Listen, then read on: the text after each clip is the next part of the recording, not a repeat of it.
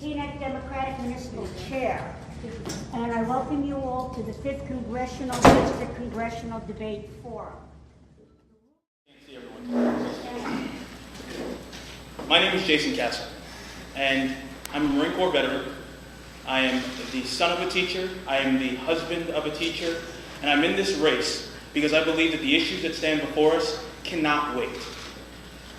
If we have to wait one more term for Scott Garrett, it's one term too many. A lot of us in this room, if we didn't lose our jobs over the past couple of years, we knew someone who did.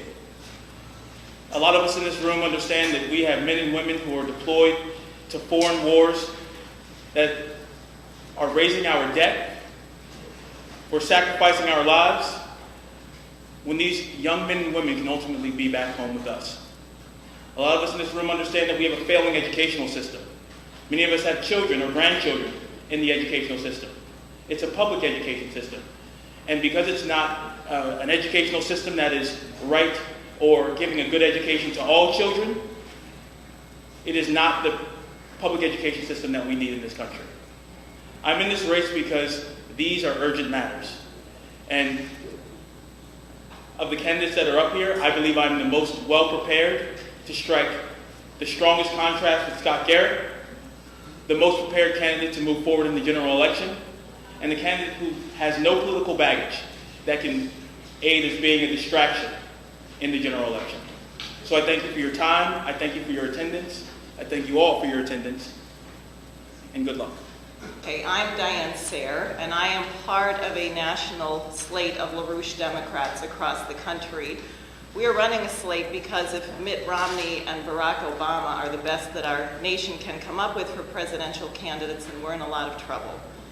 Today is the beginning of the NATO summit in Chicago, where President Obama, acting as a reckless British puppet, is provoking Russia by insisting on placing a series of anti-ballistic missile systems in a ring right on Russia's border. The chief of the Russian armed forces announced a few weeks ago that this is not acceptable, that if NATO goes ahead with this policy, Russia will be forced to launch strikes to stop this system from being placed.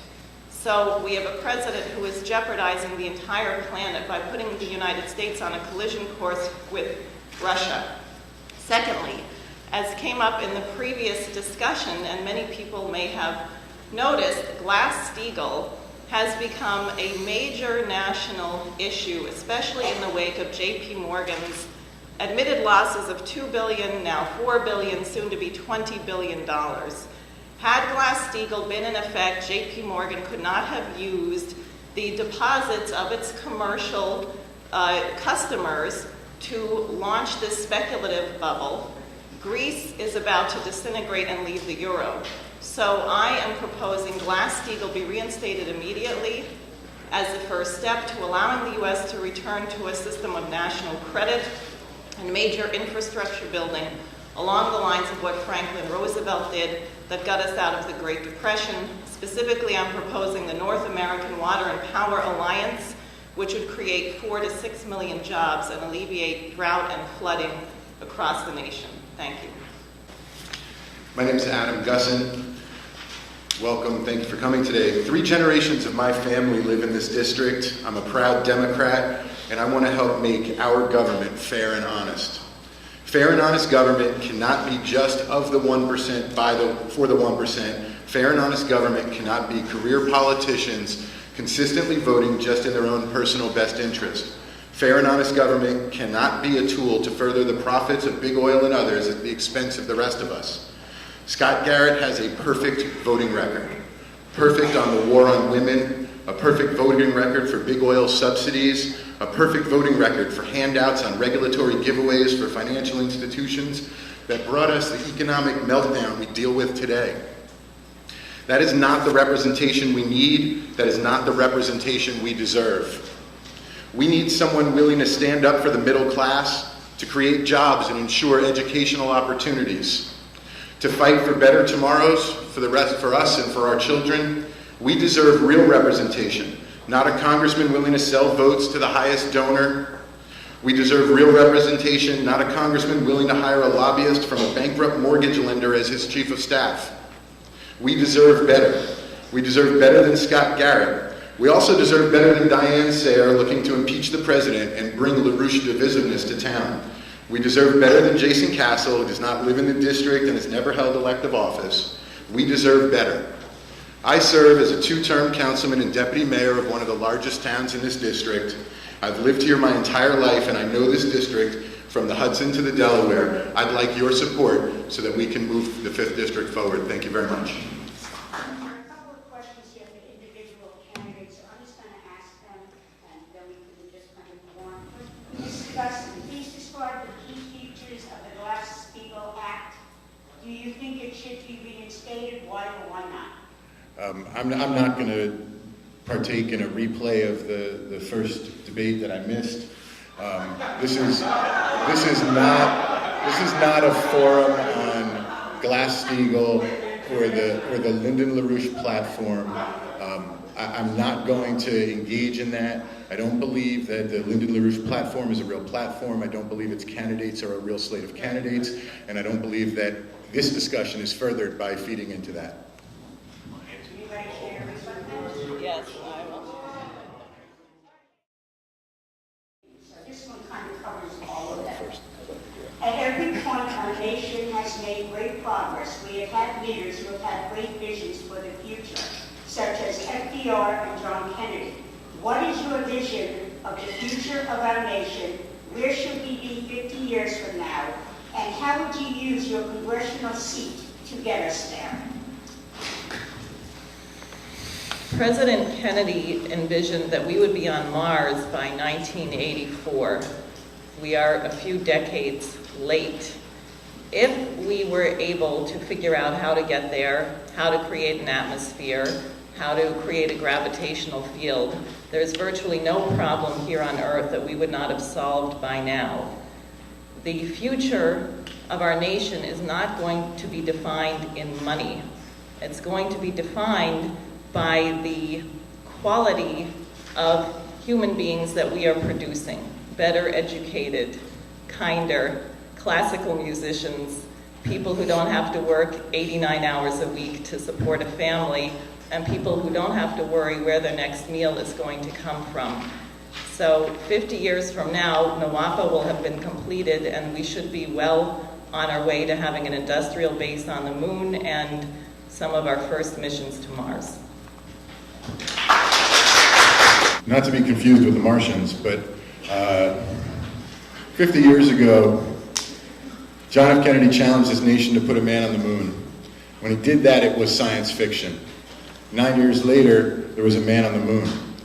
And I think what we were able to do at that point with great focused, visioned leadership was harness the ingenuity and creativity of the American people and achieve tremendous success. I would like to see this nation challenged that by the end of this decade, we have 100% energy independence from an environmental perspective, from a national security perspective, from an economics and job creation perspective. Our ability to produce all of our own energy, to produce the methods of production, to educate that next round of great engineers and tremendous minds that made the space program a reality, can make energy independence a reality for this country, and that's my vision for the future and that type of leadership. Thank you. I think it's important to understand that we stay grounded, and that we understand, yes, there is a science fiction aspect to it. What do we need right now? We need to get America back to work. We need to rebuild our roads and rebuild our schools. We need to face some of the civil rights issues that are before us right now. We need to handle these big issues. Now, the things that you two are discussing, those are great. And I think that in the next 10 years, maybe those things can be done.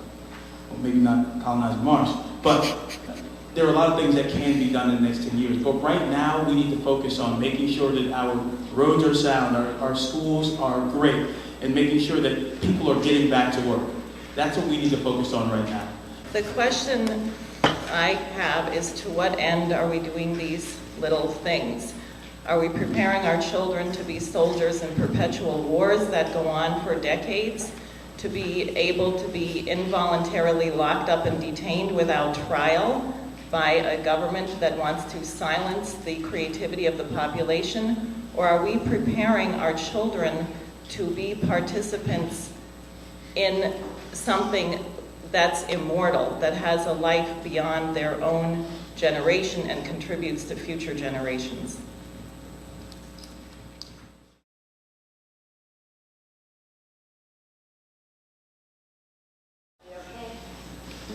All right. General question for everybody. This is I am a 26-year educator and a former public school teacher. How do you propose to solve the incredible crisis in our children's moral education? That is their lack of exposure to classical culture.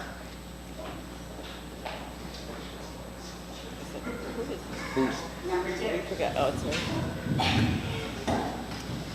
Well, if I win the primary and defeat Scott Garrett, the first thing that I'm going to do is organize the U.S. Congress into a choir. And that will go a long ways towards addressing this problem. Seriously, they seem to go hand in hand. Having industrial progress, science, and a space program goes hand in hand with classical music. I keep finding pockets of classical musicians every place where we had components of the space program and heavy industry, and I don't think that's an accident. So, and I don't think it was an accident that Einstein played the violin.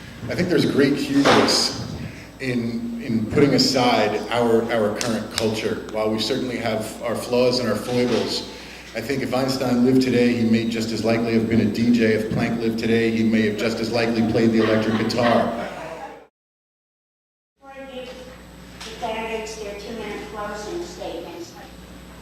For the last 10 years, Scott Garrett has had the luxury of running and winning in a district that was 60-40 Republican. Today, the 5th district is more like 52-48. For 10 years, he's never had to answer for his positions on women's health, on his positions on life, on his positions on roles he's had in the meltdown in his position, the positions he's taken, whether it's on campaign finance, women's health issues, education, his wanting to make the world fair by allowing producers to produce, but taking a $41,000 a year farmer's tax credit because he cuts down 5 Christmas trees on his front lawn. That's not the type of leadership we need for America. We need someone who's going to stand up and fight, someone who's going to be tough, and someone who's going to be understanding the needs of real middle-class working families in today's economy. Thank you. As I did in the beginning, I'm going to stand up and stretch my legs just so that I can see everyone. Understand that you have a choice in this election. Understand that you have a choice both in the primary and in the general election. And understand that when it comes down to electability, as you've been here and you listen to all the things that we've discussed today, think about who's going to be the most electable, who's going to be the most qualified, who's actually going to have an opportunity to defeat Scott Garrett in the general election. By the time we get to the November elections, there are people who are here today who may have lost your homes, may have lost loved ones in wars overseas, or may even have lost your own life because of difficulties in your life getting medical care. Maybe it wouldn't be avoided. We need immediate action to save the country. Scott Garrett is an obstacle to such action, but we need emergency measures now. One such measure, as people know that I'm proposing, is the impeachment of Obama, which would allow him to be replaced by a qualified candidate, which would make Mitt Romney a shameful nightmare of the past. That being done, what we must also do is reinstate Franklin Roosevelt's 1933 Glass-Steagall Act. We are close to getting that done now. We should do it before Greece leaves the euro and the euro system collapses and the U.S. banking system detonates, which will almost surely be before the November elections. When that is done, we can launch a serious economic recovery based on the construction of the North American Water and Power Alliance, funded by federal credit through a U.S. national banking system as it states under our Constitution. That's what I'll be fighting for straight through the elections. Hopefully a lot of this will be done by the time I get into the Congress.